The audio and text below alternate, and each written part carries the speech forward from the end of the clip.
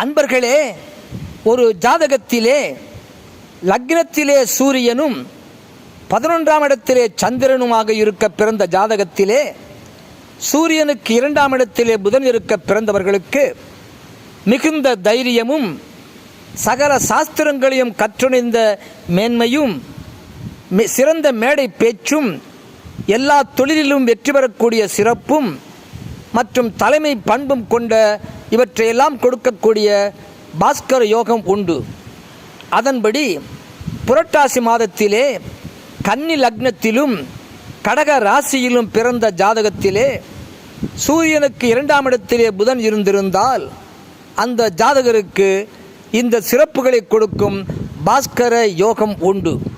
புரட்டாசி மாதத்திலே கன்னி லக்னத்திலும் கடக ராசியிலும் பிறந்து சூரியனுக்கு 2ஆம் இடத்திலே புதன் இருந்தால் பாஸ்கர யோகம்.